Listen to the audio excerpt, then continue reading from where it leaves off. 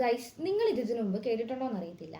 പക്ഷേ ഇന്ന് ക്ലാസ്സിലെടുത്തപ്പോൾ എനിക്ക് ഭയങ്കര ഇൻട്രസ്റ്റിംഗ് ആയിട്ട് തോന്നി. ഇപ്പോൾ ഈ സ്ക്രീനിൽ കാണുന്ന ഇമേജിലെ ലെഫ്റ്റ് സൈഡിലുള്ള ബോൾസിനെയൊക്കെ റൈറ്റ് സൈഡിൽ എത്തിക്കണം. ക്ലാസിക്കൽ ഫിസിക്സിന്റെ രീതിയിൽ സംസാരിക്കുകയാണെങ്കിൽ ഒന്നാമത്തെ ഓപ്ഷൻ എന്താണെന്ന് വെച്ച് കഴിഞ്ഞാൽ ഈ ബോൾസിനെയൊക്കെ ചുമന്നുകൊണ്ട് അപ്പുറത്തെത്തിക്കുക.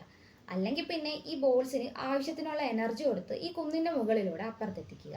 പക്ഷേ ക്വാണ്ടം ഫിസിക്സ് പറയുന്നത് ഇങ്ങനെയല്ല. ഈ ബോൾസിനെ ഒന്നും ചുമന്നുകൊണ്ട് അപ്പുറത്ത് എത്തിക്കേണ്ട ആവശ്യവുമില്ല.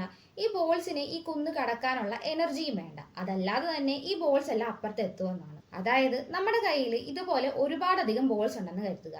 ഈ ബോൾസിനെയൊക്കെ നമുക്ക് എനർജി ബോൾസ് ആയിട്ട് കണക്കാക്കാം. ഈ കുന്നിന്റെ പൊട്ടൻഷ്യൽ ബാരിയർ കടന്ന് അപ്പുറത്തെത്താനുള്ള എനർജി നമ്മുടെ ബോൾസിനൊന്നും ഇല്ല. എങ്കിൽ പോലും ഈ ബോൾസ് എല്ലാം ഈ കുന്നിന്റെ ഉള്ളിലൂടെ ഒരു തുരങ്കമുണ്ടാക്കി ആ ടണൽ വഴി സഞ്ചരിച്ച് അപ്പുറത്തെത്തുമെന്ന്. ഇതാണ് ക്വാണ്ടം ടണൽ. കേൾക്കുമ്പോൾ കുറച്ച് വിയേർഡായിട്ട് തോന്നും, പക്ഷെ വരുന്നതേ ഉള്ളൂ. നമുക്കറിയാം, നമ്മുടെ ഭൂമിയിൽ ജീവൻ നിലനിൽക്കാനുള്ള കാര്യം സൂര്യനാണെന്ന്. സൂര്യന്റെ കോർ ഭാഗത്ത് ന്യൂക്ലിയർ ഫ്യൂഷൻ റിയാക്ഷൻ നടന്നിട്ടാണ് ഈ ഹീറ്റും ലൈറ്റുമായിട്ട് എനർജി ഉൽപ്പാദിപ്പിച്ച് നമ്മുടെ ഭൂമിയിൽ ജീവൻ നിലനിൽക്കാനുള്ള കാരണം. പക്ഷേ ശരിക്കും പറഞ്ഞാൽ സൂര്യന്റെ കോറിൽ ഈ ഒരു ന്യൂക്ലിയർ ഫ്യൂഷൻ റിയാക്ഷൻ നടക്കാൻ മാത്രമുള്ള താപനിലയൊന്നുമില്ല.